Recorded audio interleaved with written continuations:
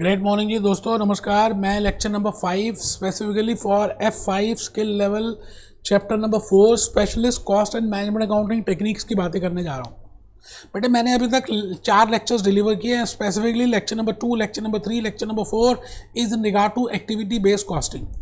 Because ये activity based costing F2 में भी है, तो मैंने कुछ F2 के लेक्चर्स, एक lecture I think introductory lecture भी कट पेस्ट किया कि आपको लॉजिकली ज़्यादा बातें समझ आएँ। और फिर मैं F5 परफॉर्मेंस मैनेजमेंट के इलस्ट्रेशंस, लॉजिक्स, कंसेप्ट्स, जो भी एडिशनल बातें थी मैंने वो भी बताई। तो आपको कुछ मैंने एडिशन भी दिया सो दैट कि आपको ज़्यादा रियल नॉलेज मिले। तो आज के इस लेक्चर के थ्रू, लेक्चर नंबर 5 है बेटा ये आज, मैं because there are 6 methods F2 में 4 ही हैं, मतलब throughput accounting and environmental accounting is only in F5। तो मैं आज एक नया मेथड स्टार्ट करने वाला हूं F5 के लिए, that is named as target costing. Very important target costing. हम बात करेंगे सोनी की, हम बात करेंगे स्विस वॉचेस की, हम बात करेंगे रॉयल कार्स की। It means specifically we will be preparing a product for a customer and we will see how much he is willing to pay. तो मैं थोड़ा सा लेक्चर पहले F2 का बेसिक कंसेप्ट कट पेस्ट करूंगा, फिर lecture number 4, जैसे आज लेक्चर नंबर 5 है तो हम उसको डिस्कस करेंगे, लॉजिक समझेंगे, बेसिक कंसेप्ट समझेंगे, and I will be discussing you with the real life basic examples. फिर लेक्चर नंबर 6 में मैं F5 में जो भी कुछ है दोबारा से टारगेट कॉस्टिंग बताऊंगा, उसके इलस्ट्रेशंस करेंगे, टेस्ट टू सेल्फ करेंगे, target costing in service industry discuss करेंगे, what are the positive and what are the negatives of target costing वो डिस्कस करेंगे। तो मैं एक भी बात छोड़ने वालों में से नहीं हूँ, इस बात को आप समझ लेना। लॉजिकली मैं नो डाउट आज थोड़ा सा मैं F2 का दोबारा से कट पेस्ट कर रहा हूं, लेकिन टारगेट कॉस्टिंग तभी समझ आएगा जब आज के आप मेरे एग्जांपल्स को ध्यान से देखेंगे और लिखेंगे। तो आइए हम सब F5 के लिए, स्किल लेवल के लिए, चैप्टर 4 के लिए बेसिक लॉजिक्स को समझने की कोशिश करें। आपके सामने फर्स्ट लेक्चर में भी बताया था, आज भी बता रहा हूं, this is lecture number 4 that I will be doing 4 methods. मैंने एक मटका बना दिया जी, ऑल्टरनेटिव कॉस्टिंग प्रिंसिपल्स का, ऑल्टरनेटिव कॉस्टिंग कंसेप्ट्स का, ऑल्टरनेटिव कॉस्टिंग टेक्निक्स का। पहले मटके का नाम है ABC, always activity based costing. The second is target costing, जो मैं आज कराऊंगा आपको। टारगेट, हम एक टारगेट बना लेंगे। जैसे गुरु द्रोणाचार्य अर्जुन को कहते थे तेरा टारगेट क्या है, क्या दिखता है तुझे वहां पर अर्जुन कहता था गुरुदेव मुझे तो एक ही टारगेट दिखता है, चिड़िया की आंखें नजर आती है, खाली आंख नजर आ रही है। अब आप टारगेट बनाएंगे अपना। आज तक जो हम करते आए वो कुछ अलग तरह से करें। हमने कॉस्ट इनकर किया, सारी कॉस्ट इनकर की, डिफरेंट डिपार्टमेंट्स की, direct cost, indirect cost, overheads absorb किया, फिर प्रॉफिट ऐड किया और फिर सेल्स कैलकुलेट किया। बेटा नहीं, अब जमाना बदल गया है। हम पहले सेल्स को देखेंगे, फिर उसमें से हमें कितना प्रॉफिट चाहिए वो देखेंगे, and the balancing figure will B cost. तो मैं आज के इस लेक्चर में आपको टारगेट कॉस्ट की बात बताऊंगा। आप मटका बनाइए। एक बच्चा कहता है सर मैं पानी पी के आ जाऊं, बेटा थप्पड़ मारूंगा, खींच के पानी पी के आ जाऊं। मटका बनाइए और लिखिए alternative costing principles. Alternative costing principles में पहला principle which we have already seen F2 management accounting में, सेकंड है टारगेट कॉस्टिंग, थर्ड अभी हम नेक्स्ट लेक्चर में करेंगे लाइफ साइकिल कॉस्टिंग, फिर उसके बाद करेंगे टोटल क्वालिटी मैनेजमेंट। 4 मेथड्स हैं, 4 तरह की कॉस्टिंग हम डिस्कस करेंगे। तो मैं भूपेश आनंद टारगेट कॉस्टिंग में आ गया। और टारगेट कॉस्टिंग में आने से पहले मैं आपको एक बात ये कहना चाहता हूं कि क्या लगता है जी, लॉजिकली अगर आप देखें ध्यान से देखें तो एक बात आपको दिखेगी, है ना, एक बात आपको नजर आएगी। मैं एक सेकेंड आपके लिए, जो मैंने कुछ वॉचेस वगैरह बनाई, गूगल को यूज किया है, आइए थोड़ा सा मैं इस समय आपके लिए, मैं कुछ चाहता हूं कि कुछ आप पहले देखें और फिर मैं उसके बाद डिस्कस करूंगा। बेटे मैंने ना कुछ ये डिजाइनर वॉचेस राडो की, ये जो बड़ी कॉस्टली वॉचेस हैं आपके सामने रखी है। मुझे नहीं पता क्यों रखी है, अभी देखेंगे क्या मीनिंग है इसका। कईयों में तो डायमंड लगे होते हैं, पूरी कुछ 124 कैरेट गोल्ड की होती हैं, कुछ डायमंड की होती हैं, कुछ सिल्वर की होती हैं। Normal people can not afford these types of products. अब मैंने ये देखी, ये वॉचेस और रखी है एप्पल कंप्यूटर्स की, डिजाइनर वॉचेस है। अब ये जो डिजाइनर वॉचेस है ना, ये बड़ी कम लिमिटेड स्टॉक में बनती है, लिमिटेड बैच में बनती हैं। और इनके अंदर स्पेशलाइज कस्टमाइज बनती है, जब ऑर्डर आता है तो बनती है ना, ऐसा नहीं कि हम बना के पहले रख देते हैं, because it depends from person to person. तो आप देखिए कि इनका अलग ही अट्रैक्शन है और अलग ही फीचर्स हैं जो आपको नॉर्मल वॉचेस में नहीं दिखने वाले।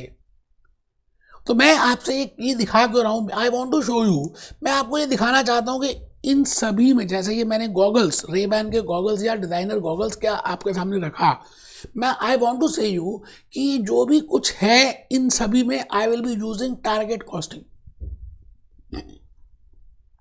अभी हम देखेंगे टारगेट कॉस्टिंग क्या है। एप्पल कंप्यूटर्स की वॉचेस पहले देख लें, बेटे बड़ी कॉस्टली वॉचेस हैं, हेल्थ वॉचेस हैं, इसमें आप ईसीजी कर सकते हैं, अपना ब्लड प्रेशर आपका आ जाएगा, बड़ी सारी बातें और आ जाएंगी, but they are prepared in very small batches.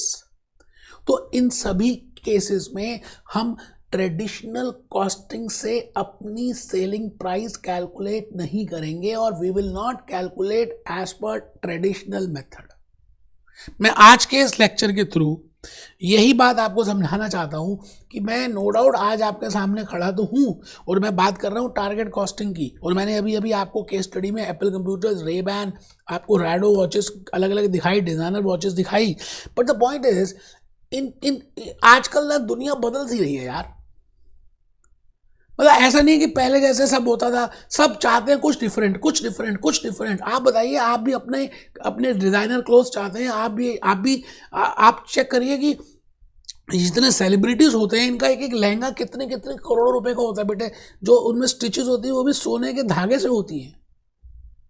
तो in those types of customized companies, in those types of customized products, हम नॉर्मल कॉस्टिंग से कॉस्ट कैलकुलेट नहीं करने वाले। We will be following target costing.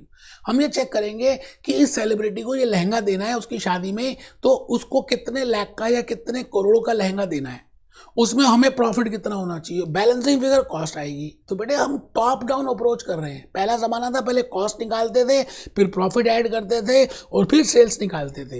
यहाँ पर हम पहले सेल्स देखेंगे, प्रॉफिट डिजायर्ड लेस करेंगे और फिर उसके बाद हम कैलकुलेट करेंगे how much is a cost. तो आप सभी, अभी मैं कैप्टन से भी दिखाऊंगा, आप लिखेंगे target cost is the estimated cost. हम पहले ही एस्टिमेट कर लेंगे of a product estimated to be achieved by the time product reaches production stage।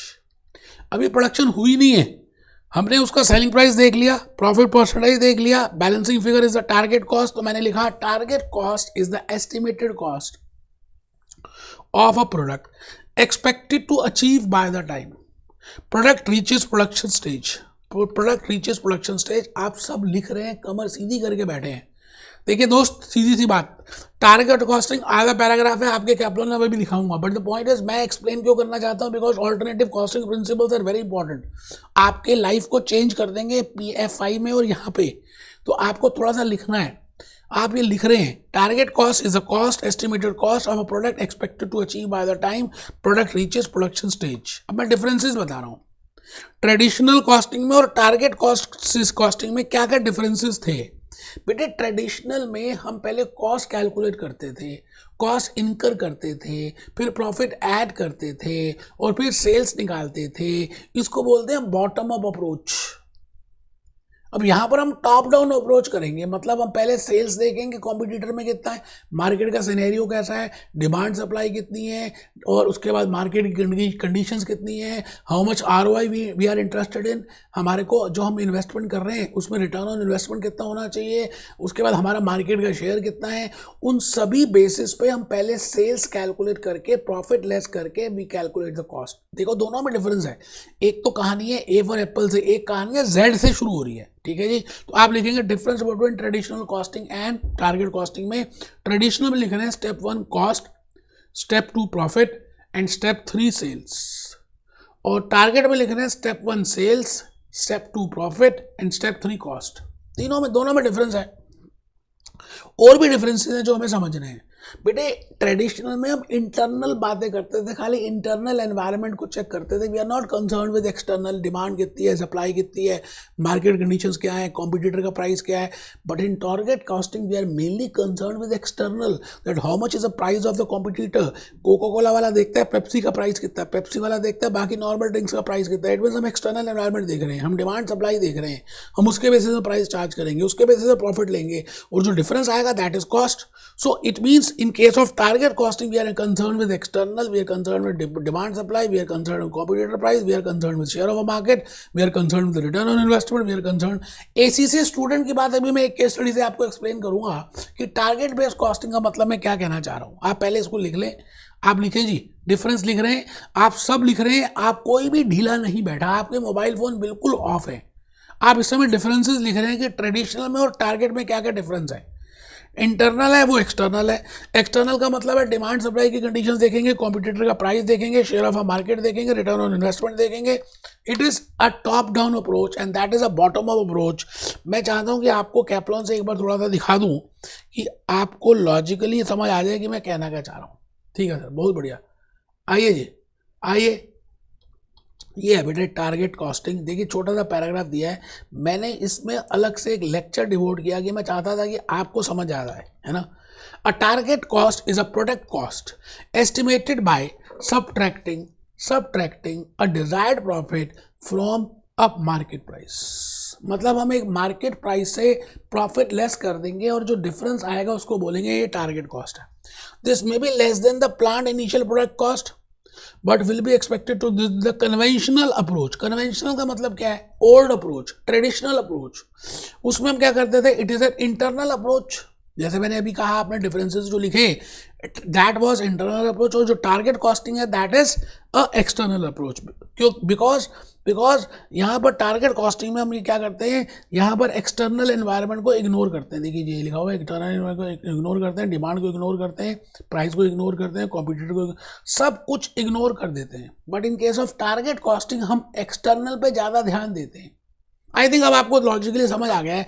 मैंने आपको वॉचेस दिखाई, मैंने आपको उसके साथ साथ डिज़ाइनर वॉचेस दिखाई, फिर मैंने आपको गॉगल्स दिखाई, मैंने आपको एप्पल कंप्यूटर्स की बातें बताई, और मैंने कहा कि आजकल डिज़ाइनर का ज़माना आ गया. हर व्यक्ति सेपरेट तरह के प्रोडक्ट्स को डिज़ाइन करता है. आप चेक करिए ना, सेलिब्रिटीज़ को अलग अलग तरह की ड्रेसेस पहनते हैं तो उनके अलग अलग डिज़ाइनर्स हैं. तो वो जो डिज़ाइनर्स हैं वो नॉर्मल कॉस्ट नहीं करेंगे, दे फॉलो टारगेट कॉस्टिंग कि भाई इतनी सेल्स होगी, इतने का लहंगा हम बेचेंगे, इतने का प्रॉफिट होगा, and balancing figure will be this much. So this is a new type of costing, I will say a new principle on the basis of which we can calculate the cost. I think आपको logically बात समझ आ गई है बेटे. तो lecture number 4 यहीं पर था. लेक्चर नंबर 5 में हम लाइफ साइकिल कॉस्टिंग की बातें करेंगे. Be happy, B jolly.